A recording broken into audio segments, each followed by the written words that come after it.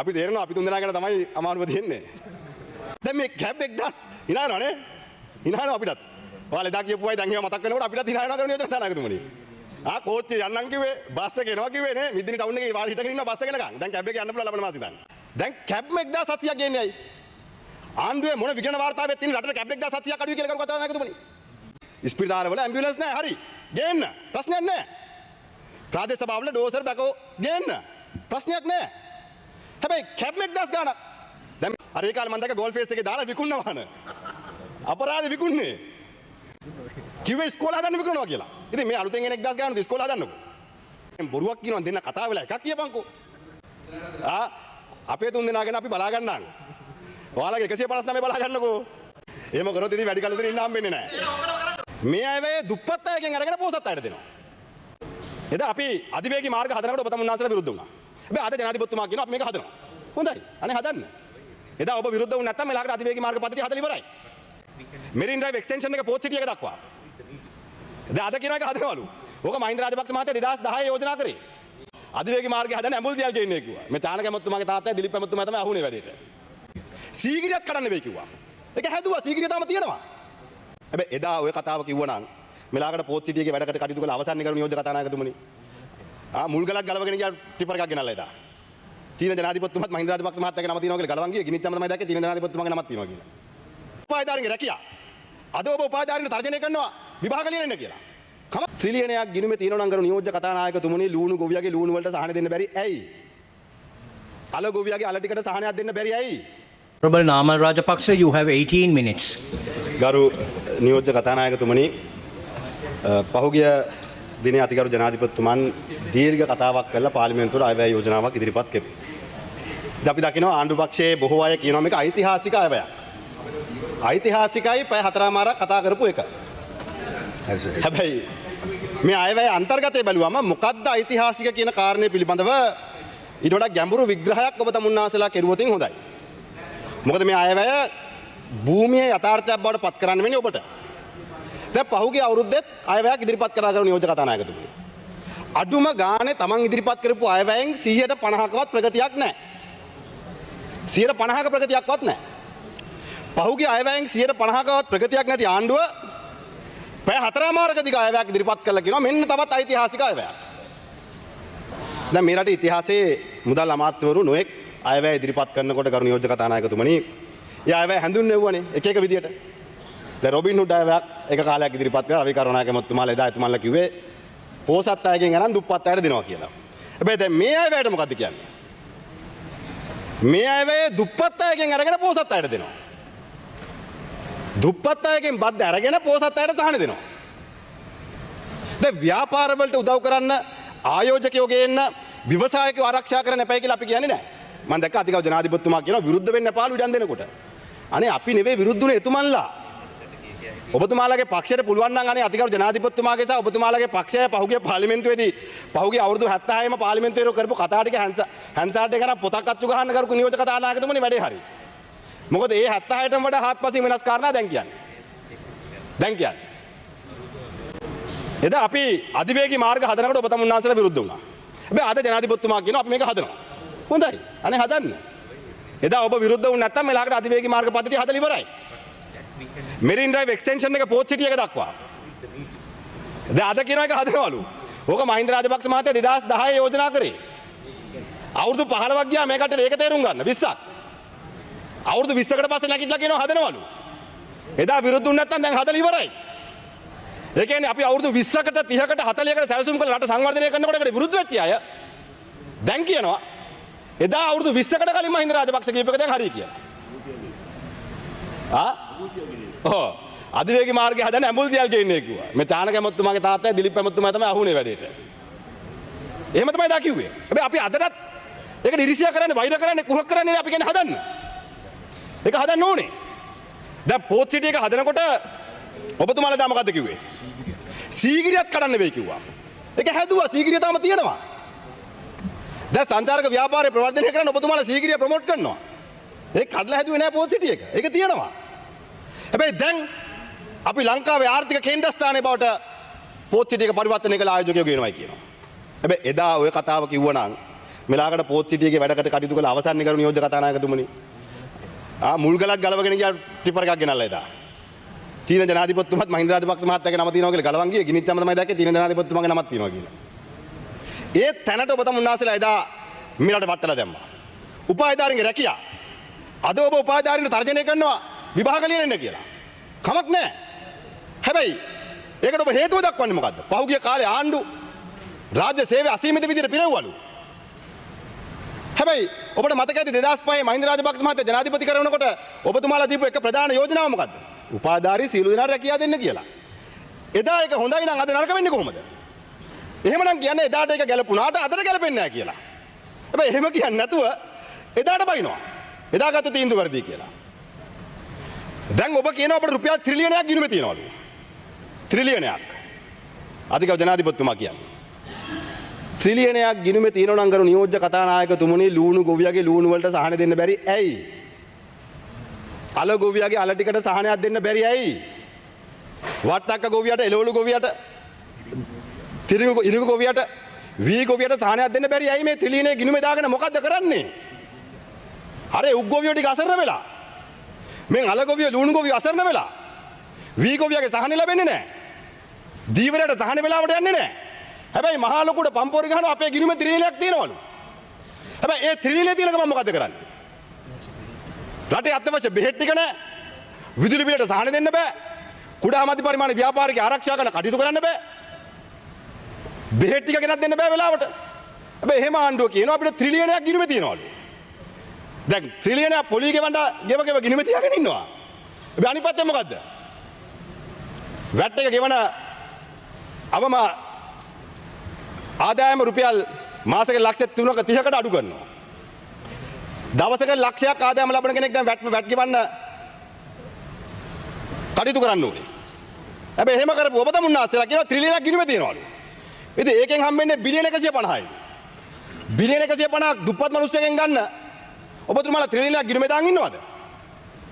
දැන් බෙහෙත් ගේන සල්ලි නැහැ. අල ගොවිය ලූණු ගොවියට සලකන්න සල්ලි නැහැ. පොහොර ටික ගේන සල්ලි නැහැ කරු නියෝජ්‍ය කතානායකතුමනි. කැබ් 1775ක් ගේන්න සල්ලි තියෙනවා. කැබ්. දැන් මේ කැබ් 1000 හිනානවනේ. හිනානවා අපිටත්. ඔයාලා එදා කියපුවයි දැන් ඒවා මතක් වෙනකොට අපිටත් හිනානවා කරු නියෝජ්‍ය කතානායකතුමනි. කෝච්චි යන්නම් කිව්වේ බස් එක එනවා කිව්වේ නේ. මිද්දිනි ටවුන් එකේ වාඩි හිටගෙන ඉන්නවා බස් එක එනකන්. දැන් කැබ් එකේ යන්න පුළුවන් ලබන මාසෙ ඉඳන්. ඒතර ප්‍රශ්නයක් නැහැ. කැබ් දැන් කැබ් 1700ක් ගේන්නේ ඇයි? ආණ්ඩුවේ මොන විගණන වාර්තාවෙත් තියෙන රටට කැබ් 1700ක් අඩුයි කියලා කරු කතානායකතුමනි. මොන වාර්තාවෙත් තියෙන්නේ? ඉස්පිරිතාලවල ඇම්බියුලන්ස් නැහැ හරි. ගේන්න. ප්‍රශ්නයක් නැහැ.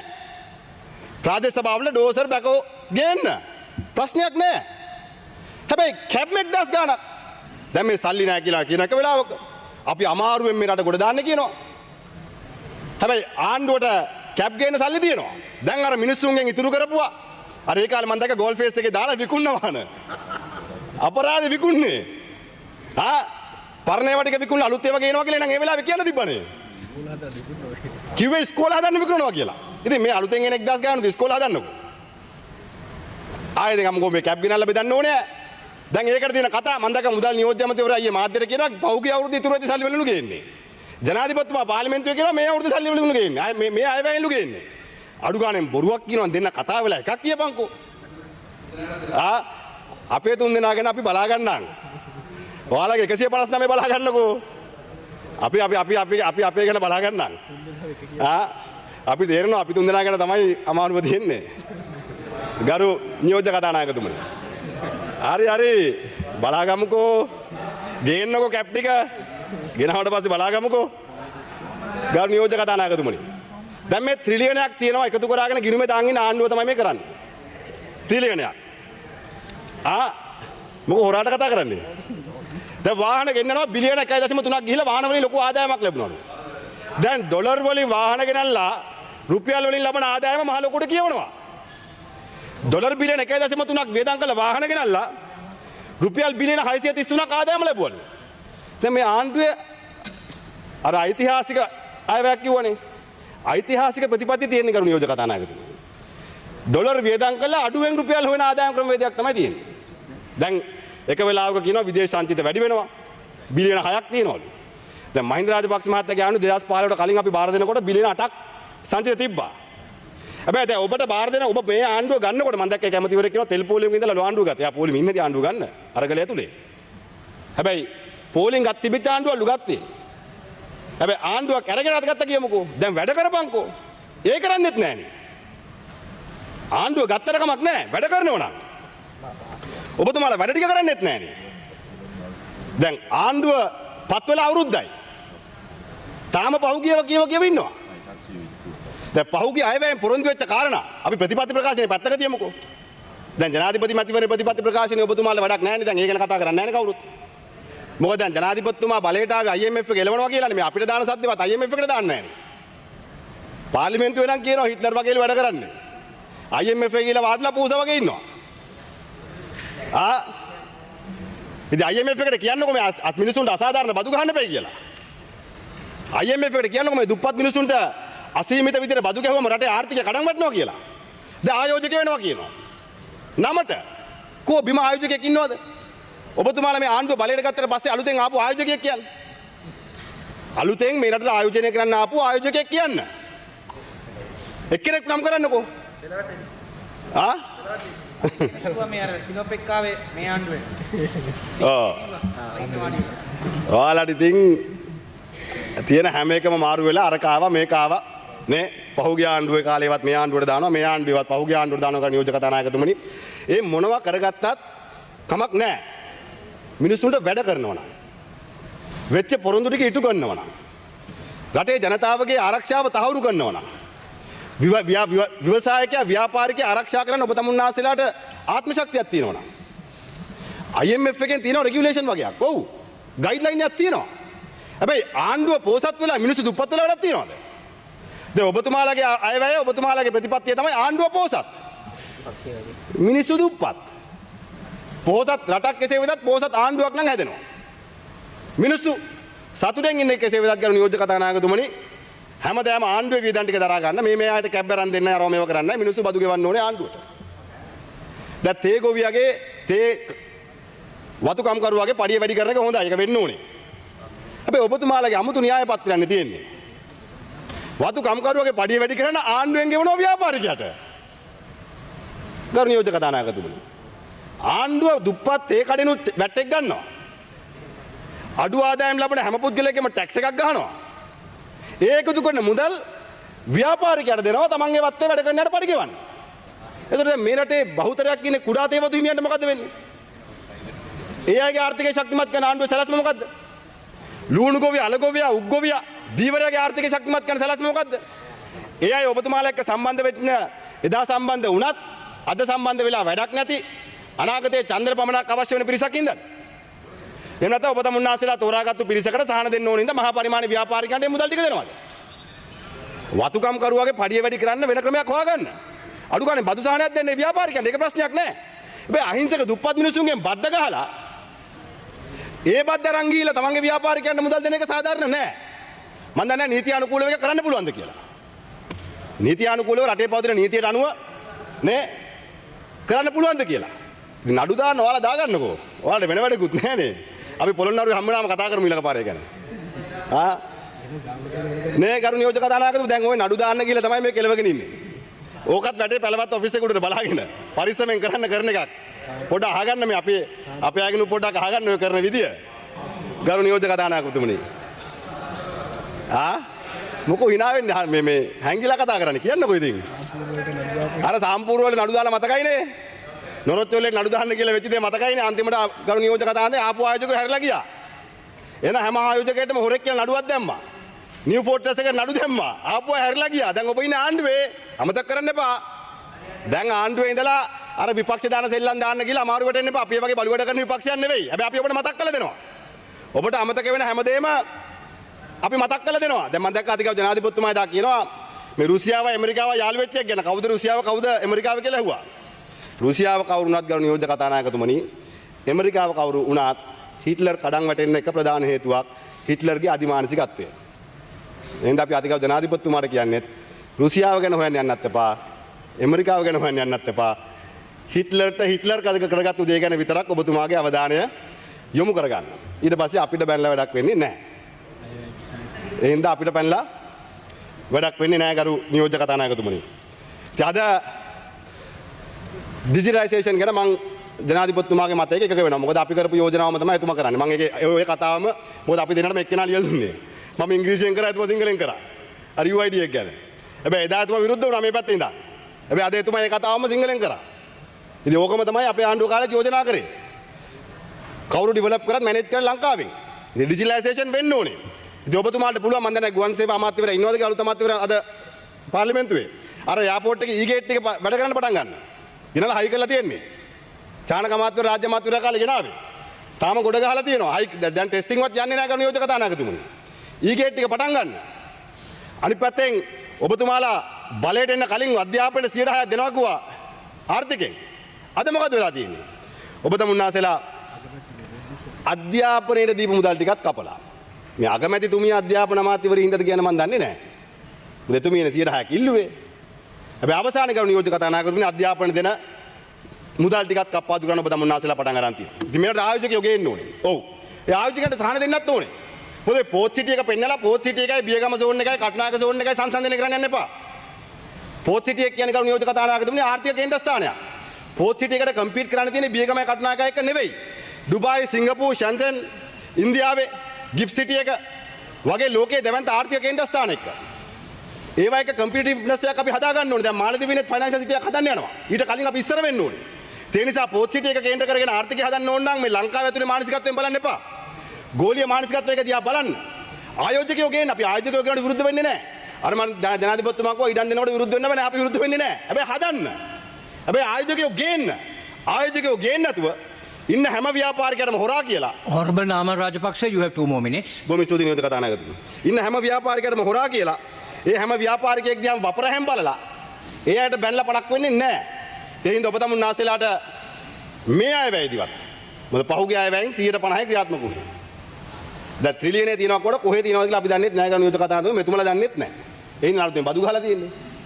දැන් මේ අයවැයෙන් ඔබ තමුන්නාසලා කොච්චර ඉතුරු කරන්න බලාපොරොත්තු වෙනවද කියන අපි දන්නේත් නැහැ ඔබ දන්නේත් නැහැ. ඇත්ත කතාව. මොකද ඔබ තමුන්නාසලා එහෙම දෙයක් දන්නව නැහැ. ඉතින් ගමට ගිහිලා ඇලවේලි බෝක්කු හදන්න පොරොන්දු වෙන්නේ නැහනේ. දැන් මෙහෙම පොරොන්දු ලැබිලා කරගන්න බැරුවනේ ඉන්නේ. ඒ නිසා කරුණාකරලා අපි ඔබෙන් ඉල්ලන්නේ අඩුම ගානේ. අපි ප්‍රායෝගික වෙමුකෝ. දැන් ගිය පාර 50% කරගන්න බැරුව යන ගාන නියෝජක කතානායකතුමනි. අඩු ගානේ මේ අය අපි try එකක් දෙමුකෝ 50% අල්ලන්න. වෙච්ච පොරොන්දු වලින් 50% ඉටු කරන්න. ඊට පස්සේ අපිට පුළුවන් ඊළඟ අයවැය දිහා සාකච්ඡා කරන්න. ඒ නිසා ආණ්ඩුවේ හොඳ දේවල් තියෙනවා නම් නියෝජක කතානායකතුමනි අපි ඒවට කුහකම් කරන්න යන්නේ නැහැ. හැබැයි ආණ්ඩුව බොරු කරනවා නම් ආණ්ඩුව ජනතාව එහෙම කරොත් ඉතින් වැඩි කලුදින් ඉන්න හම්බෙන්නේ නැහැ. අපි කුහකකම් කරන්නේ නැහැ ගරු ඇමතුමා. අපි පෙන්නලා දෙන්නම් හදාගන්නක ඔබතුමාලා කරගන්න. මොකද කුහක දේශපාලනේ වෛර්ය දේශපාලනේ අපි ගාව නැහැ. මොකද අපි මේ රටේ දේශපාලනය කරන්න ගාව නියෝජක කතානායකතුමනි මේ මෙතුමන්ලාගේ න්‍යාය පත්‍රය වගේ නෙවෙයි. මෙතුමන්ලා මේ අවුරුදු 5 යනකම් බලන් ඉන්නේ. ඒ හින්දා අපි වැරද්දක් තියෙනවා නම් අපි කුහකකම් කරන්නේ නැහැ මතුම අපි පෙන්නලා දෙන්නම්. ඔබතුමාලක හදා ගන්න. දැන් ඔබතුමා පොළොන්නරුවේ බොහොම හොඳයි. වීගොවියට හොඳ සහනයක් දෙන්න. වීගොවියට හොඳ මිලක් දෙන්න. ගමේ යන ගමන් දඹුල්ලේ නවත්තන්න. දඹුල් නවත්තලා අලගොවියෝ ටික හම්බෙන්න. ලුණු ගොවියෝ ටික හම්බෙන්න. අන්න එයාගේ ප්‍රශ්නේ විසඳන්න. වැඩේ හරි. එතකොට මම නැගිටලා මේ පැත්තේ ඔබතුමාට ස්තුති කරනවා. අපි එහෙමයි. ඒ හින්දා මම ඊළොඩා කාලේ ගන්න නැත්නම් නියෝජක කතානායකතුමා දැන් විනාඩි 2යි මට දුන්නේ. ඉතින් ඔබතුමාට මම ස්තුතිවන්ත වෙනවා. ඉතින් ඔබෙන් මං ඉල්ලන්නේ අඩුම ගානේ ඔබ වෙච්ච පොරොන්දු වලින් මේ අයවැයදිවත් 50% වැඩි ඕනේ නැහැ. 50% ඉෂ්ට කරන්න කටයුතු කරන්න. ඒ වගේම කරු නියෝජක කතානායකතුමනි පෝසතාගෙන් අරන් දුප්පතාට දෙන යුගයක් අවසන් කළා. දුප්පතාගේ පොකට් එකට ගහලා පෝසතාට සහන දෙන යුගය කරුණාකරලා නවත්තන්න. ඔබතුමාලාගේ න්‍යාය පත්‍රයේ මේ අයවැය IMF එක හැදුවද අධිකව ජනාධිපතිතුමා හැදුවද කියන මම දන්නේ නැහැ. මට ඒක වැඩකුත් නැහැ. බැලු බැලමටම දුප්පතාගෙන් බද්ද ගහලා පොහොසතාට සහන දෙන වැඩ පිළිවෙලක් ක්‍රියාත්මක වෙනවා. අනේ කරුණාකරලා ඒක නවත්තන්න.